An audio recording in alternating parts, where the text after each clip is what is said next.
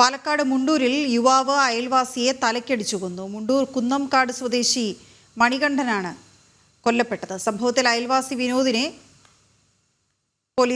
Kongad police കസ്റ്റഡിയിലെടുത്തു. മദ്യപിച്ചുണ്ടായ തർക്കമാണ് ആക്രമണത്തിൽ കലാശിച്ചതെന്നാണ് പ്രാഥമിക നിഗമനം.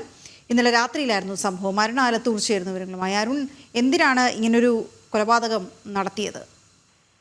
വീണ, ഈ ലഹരിക്കടിമയായ വിനോദും മണികണ്ഠനും തമ്മിൽ മദ്യപാനത്തിനിടെ തർക്കമുണ്ടാവുകയായിരുന്നു. അതിനിടെ വിനോദും സഹോദരൻ വിനേഷും ചേർന്ന് ഇഷ്ടികയും ഓടും ഉപയോഗിച്ച് ഈ മണികണ്ഠനെ ആക്രമിച്ചു. ഇരുവരുടെയും ആക്രമണത്തിലാണ് മണികണ്ഠൻ കൊല്ലപ്പെട്ടതെന്നാണ് പോലീസിന്റെ പ്രാഥമിക നിഗമനം.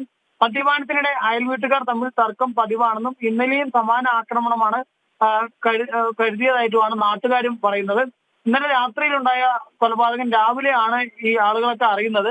എന്തായാലും കസ്റ്റഡിയിലുള്ളവരെ വിശദമായി ചോദ്യം ചെയ്യുകയാണെന്നാണ് പോലീസ് പറയുന്നത്. കൊലപാതകത്തിന് മറ്റെന്തെങ്കിലും കാരണമുണ്ടോ എന്നുൾപ്പെടെയുള്ള കാര്യങ്ങൾ കൂടുതൽ അന്വേഷിച്ചാൽ മാത്രമേ അറിയാൻ കഴിയുകയുള്ളൂ എന്നുള്ളതാണ് പോലീസ് പറയുന്നത്.